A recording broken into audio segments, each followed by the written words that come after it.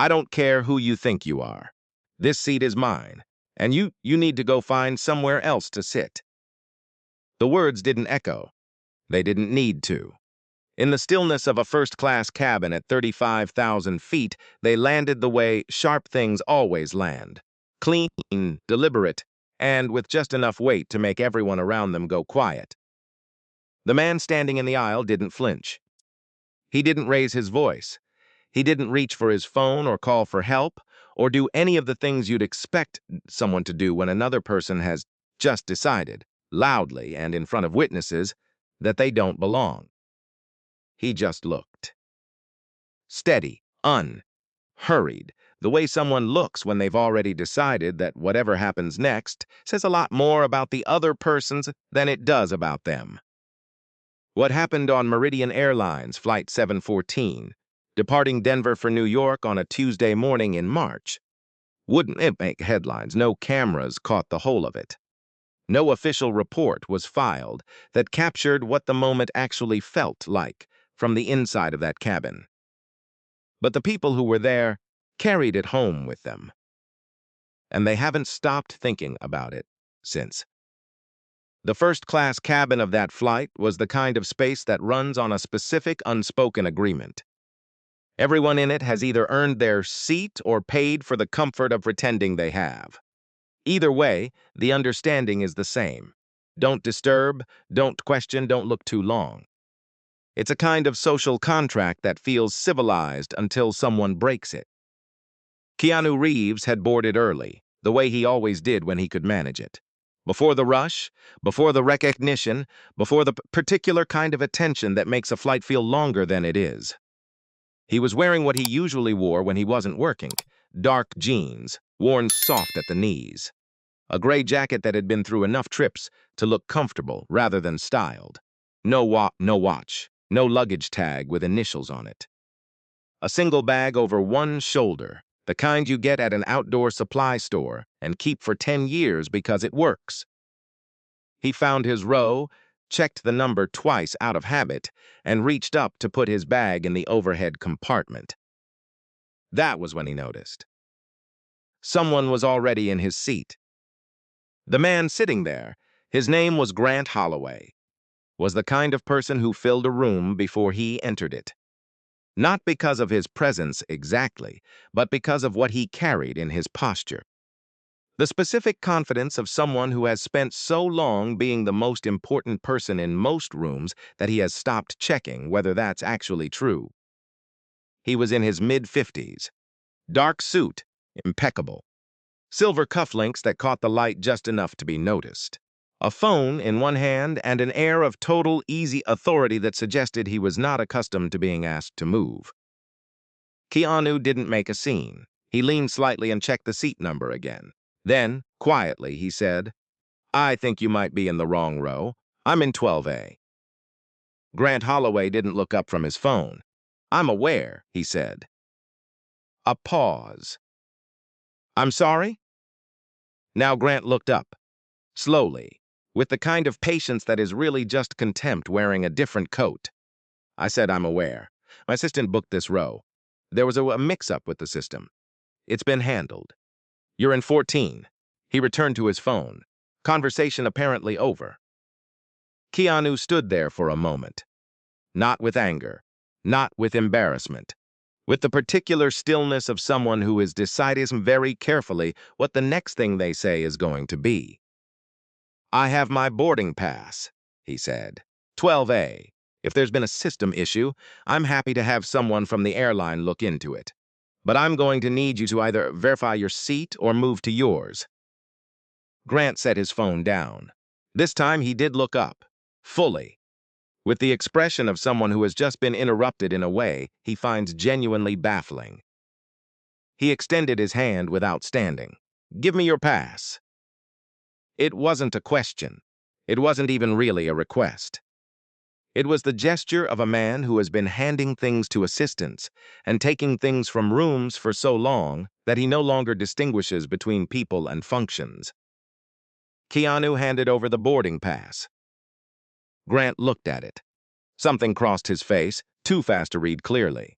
Then, without a word, he folded it, deliberately, precisely, and completely, and handed it back in two pieces. The sound it made was small, but in a quiet cabin, small sounds carry. The woman in 12C, a professor named Diane Prescott, who had been grading papers, looked up. The businessman across the aisle, a man named Robert Callahan, stopped scrolling. A young couple 2 rows back went still. Keanu looked at the torn boarding pass in his hand. He looked at Grant Holloway. And then he said very calmly, "You finished?" Grant leaned back into the seat and said, "Yes, and so is this conversation." What happened next didn't happen all at once. It built, the way weather builds, the way pressure builds inside something sealed. A flight attendant named Claire approached from the front of the cabin. She was professional, polished, and she made a decision in the first 3 seconds that she would spend the next 20 minutes quietly regretting. She assessed the situation by its surface. A man standing in the aisle, another man seated, expensive suit, settled posture. The math she did was fast and, as it turned out, entirely wrong. "Sir," she said, addressing Keanu, "let me help you find your seat. We're going to begin boarding the rest of the cabin, and I need the aisle clear." Keanu turned toward her. Not sharply. Not with frustration. With the same steadiness he'd maintained since this started, the kind of steadiness that has nothing to do with indifference and everything to do with knowing exactly who you are. "My seat is 12A, he said. "It's occupied. I'd appreciate your help sorting that out." Claire glanced at Grant. Grant met her gaze with the easy authority of someone who has never in his life had to explain himself to a stranger. A slight lift of the chin. "There's been a booking conflict," he said. "It's being handled at the gate level. He's in 14. Claire looked back at Keanu, then at the torn boarding pass in his hand. She made the wrong call. "Sir," she said, softer now, redirecting, "why don't we just get you settled in 14 and we'll work this out before we land?" Keanu didn't move. "I'm not in 14, he said, not angrily, not loudly, just clearly. "I'd like someone to check the manifests before we go any further." Grant exhaled, a small, controlled system that communicated how tiresome, all of this. "Look," he said, leaning forward slightly, "I've flown this airline 147 times, gold status. When there's a conflict, they accommodate me. That's how it works. That's always how it works." He looked at Keanu, really looked. The way you look at something you've already decided isn't important enough to take seriously. "I don't know who you think you are," he said, "but I know where you're sitting. And it's not here." The cabin had gone very quiet. Diane Prescott had stopped pretending to grade papers. Robert Callahan had put his phone face down. The couple in the back row were no longer whispering. Everyone in first class was doing the specific thing people do when they don't want to be seen watching anyway. Keanu looked at Grant Holloway for a long moment. Then he said something that no one in that cabin expected. He didn't defend himself. He didn't list his credentials. He didn't reach for his phone, or his wallet, or anything else that could prove who he was. He just said, "I don't need you to know who I am. I need you to move." And then he waited. The silence that followed was a different kind of silence than the one before it. Less tense, more aware. As if something in the room had tilted slightly, and everyone could feel it, but no one was ready to say so out loud. Grant called for Claire again. His voice hadn't changed, exactly, but something at the edge of it had thinned. "I'd like you to handle this," he said. "Now." Claire stepped forward, and this time she addressed the cabin in general, the kind of practiced diffusion that airline staff learn for exactly these moments. "I apologize for the disruption, everyone. We're going to get this resolved." She turned back to Keanu. Her voice was low, careful. "Sir, I understand your frustration, but right now I need—" "Who are you helping?" Keanu asked.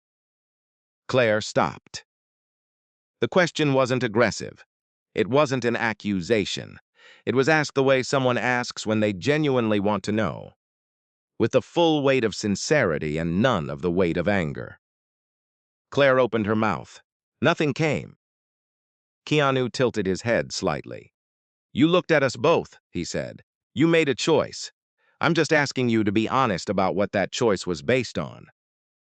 Diane Prescott, 3 feet away, had completely stopped pretending. Her grading pen was down. Her full attention, the same full attention she gave to difficult problems in her lecture hall, was fixed on the man standing in the aisle. Robert Callahan had picked his phone back up, but not to scroll. He was typing something. His expression was unreadable, but his fingers were moving quickly. Grant watched this.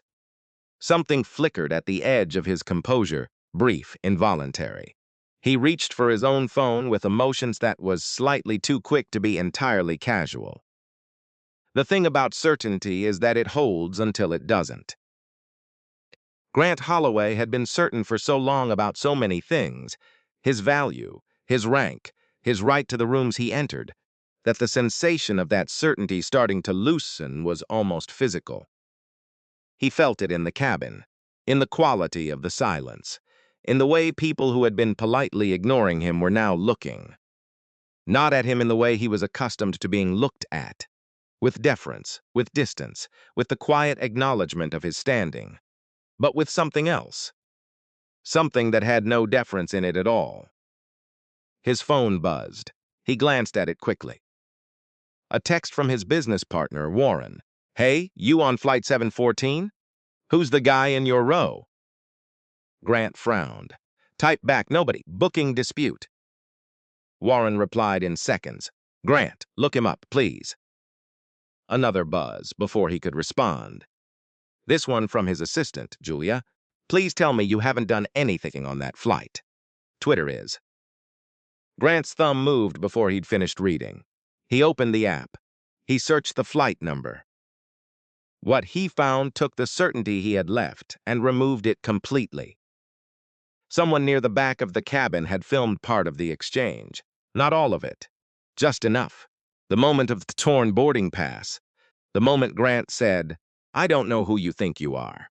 The moment Keanu stood there in absolute, unshaken stillness and said nothing back. The post had 14,000 shares. In 12 minutes, the comments were not in Grant's favor.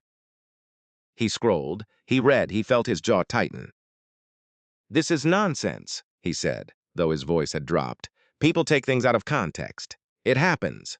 This isn't—" A phone lit up across the aisle. Robert Callahan looked at his screen, then slowly turned his head toward Keanu. His expression had changed entirely. He now wore the expression of a man who has just understood something and is not sure whether to feel embarrassed that it took him this long. Diane Prescott was already looking at the man in the aisle. Her gaze was direct and, for the first time, fully acknowledging. Not of what he had done, but of what she was now certain he had been from the moment he walked in. Keanu, for his part, hadn't moved, hadn't looked at any phone, hadn't shifted in posture or expression. He was simply still present, standing, waiting, breathing, as if the rest of it, the phones, the posts, the recognition slowly filling the cabin like water rising, was something happening at a comfortable distance from where he actually lived. Grant put his phone down, picked it up again, set it back down. His jaw was working. His eyes had begun the scan of someone who is calculating, but finding no good options. He looked at Keanu. "Look," he said. The word was smaller than before. "Maybe we got off on the wrong." "You tore my boarding pass," Keanu said. "Quiet, plain, that's what happened." No accusation, just what happened. Grant had nothing to say to that because there was nothing to say. The fact was the fact. The action had been taken in front of witnesses and could not be recategorized, no matter how urgently he wished it could. Claire was looking at her hands. She had found, in the last several minutes, that certain choices have a very short window before they become permanent. She had used hers poorly. She knew it. The knowing sat in her chest with the particular discomfort of something that cannot be unfelt. The footsteps came from the front of the cabin, measured, not rushed. The kind of footsteps that carry weight precisely because they don't rush. A woman in a senior airline uniform stopped at the entrance to the row. Her name badge said J. Morrison, Director, Passenger Operations. She hadn't come from the gate. She had been called. Her expression was professional in the way that a scalpel is professional, precise, clean, not designed for comfort. She looked at the boarding pass halves still in Keanu's hand. She looked at Grant Holloway. She didn't need to ask what had happened, because the manifests she'd already checked told her everything the situation required. "Mr. Holloway," she said, "I need you to stand up." Grant stood the way a man stands when the authority he has spent the last 20 minutes performing has just been handed back to someone else.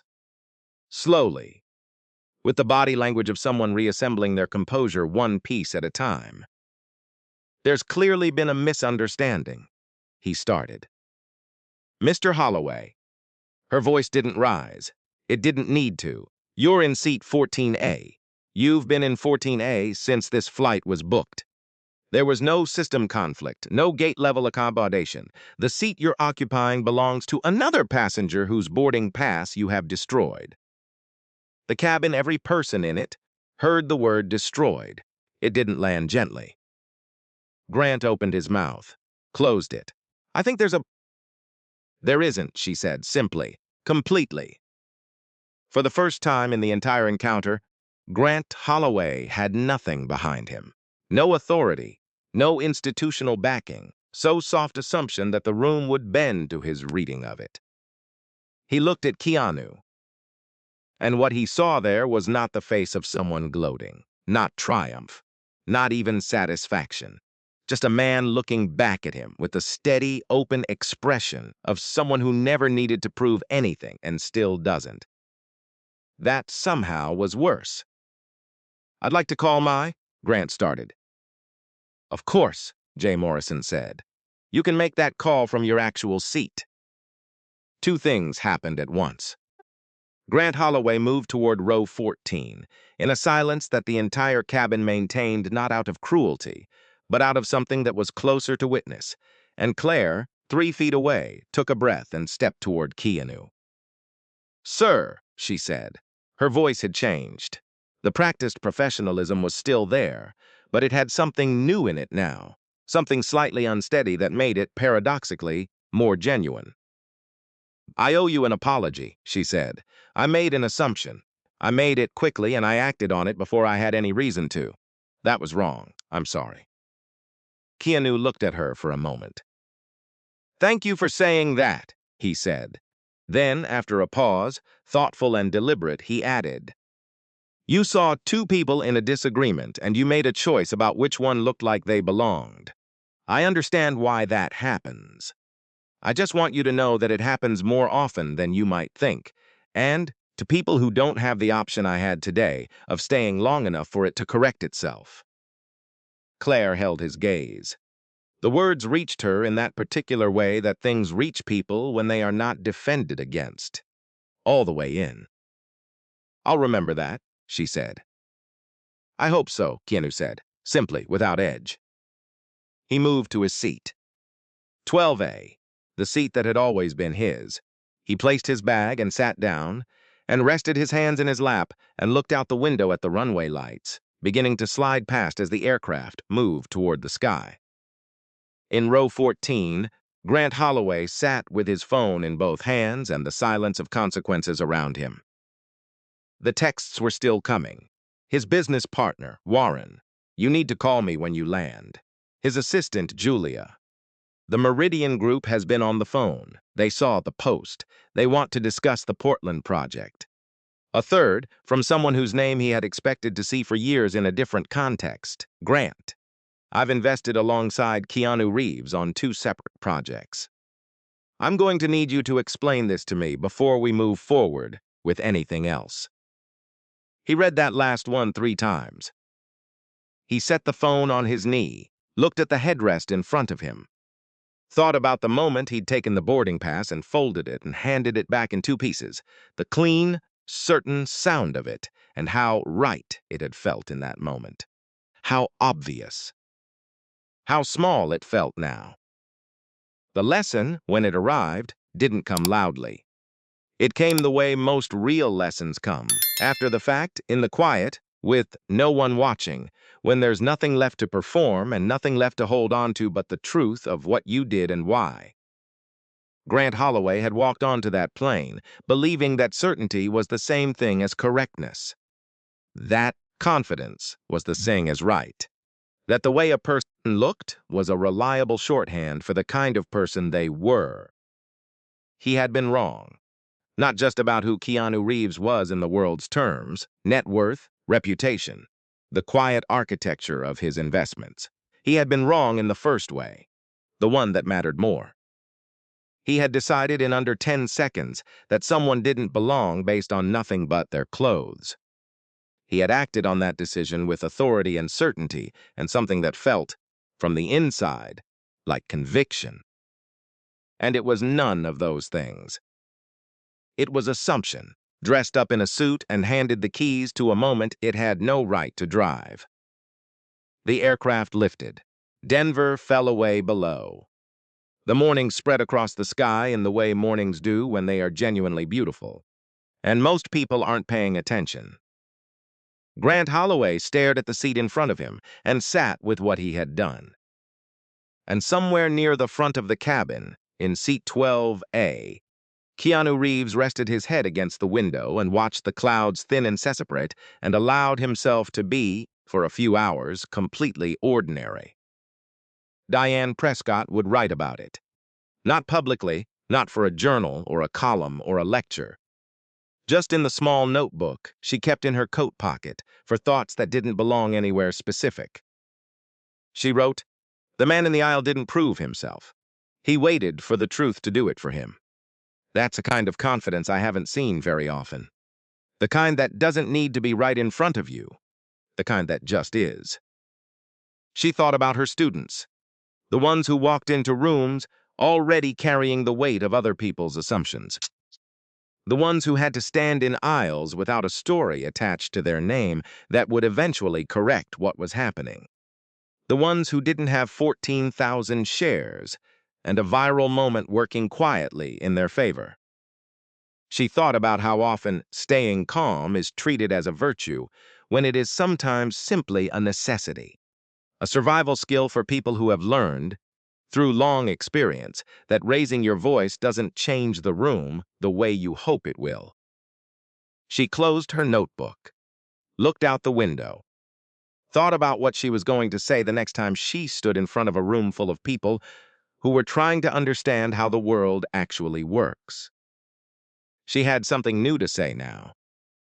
Robert Callahan didn't tell the story for a long time. He kept it the way you keep certain things, not hidden, just held, private, until it was ready to mean something.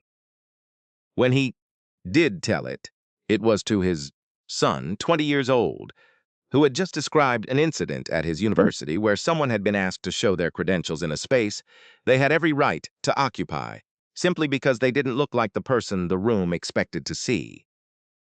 Robert said, "I watched something on a plane once." He told him the story, all of it. The torn boarding pass, the silence, the man who stood still while the room slowly figured out what he had known all along. His son listened. When it was done, he asked, "Did the guy in the suit ever actually apologize?" Robert thought about it. "Not in so many words," he said, "but you could see it.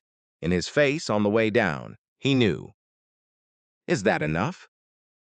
Robert was quiet for a moment.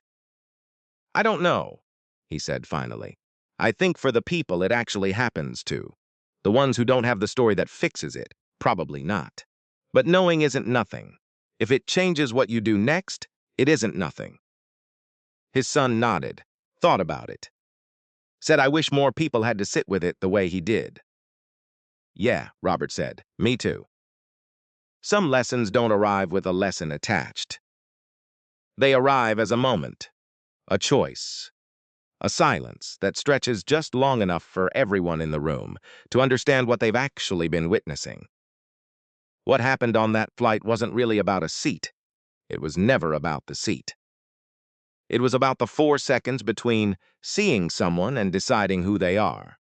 The 4 seconds that Grant Holloway used to look at a man in worn jeans and a gray jacket and conclude, without a question, without hesitation, without even the suggestion of doubt, that this person was the one who didn't belong.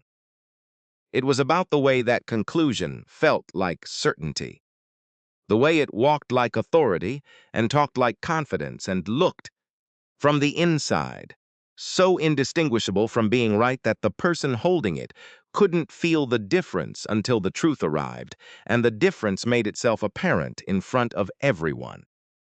It was about Claire, who made a fast decision and lived in the discomfort of it for the rest of that flight, and probably longer.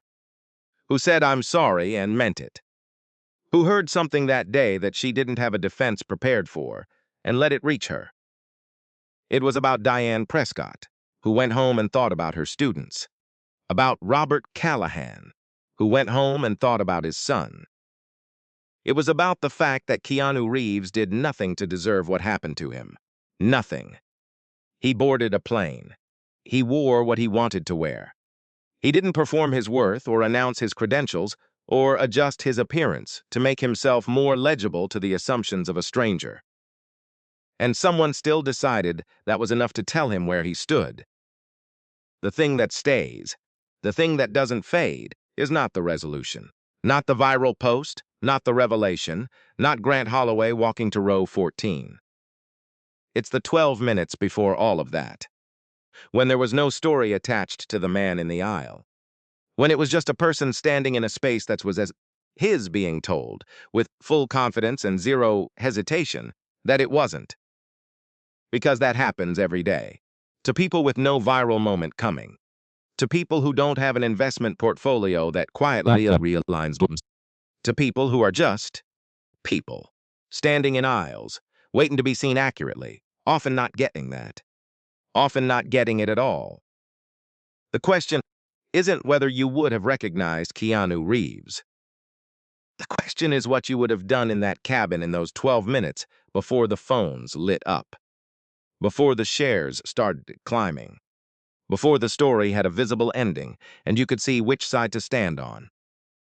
The question is what you do when there is no outcome yet, when it's just a person being treated like they don't belong, and the only thing between that moment and something better is whether you are paying attention, whether you are willing to pay attention. That's the question. It doesn't have an easy answer, but it has a real one, and it starts in the 4 seconds. Thank you for following this story. Let us know in the comments below. If this story has moved you and you'd like to stand with us in bringing more voices of truth and hope to light, please consider supporting our work. Even the smallest gift helps us continue creating and sharing these powerful stories. You can find the donate link in the description. And of course, don't forget to subscribe so you won't miss the next chapter we're preparing for you.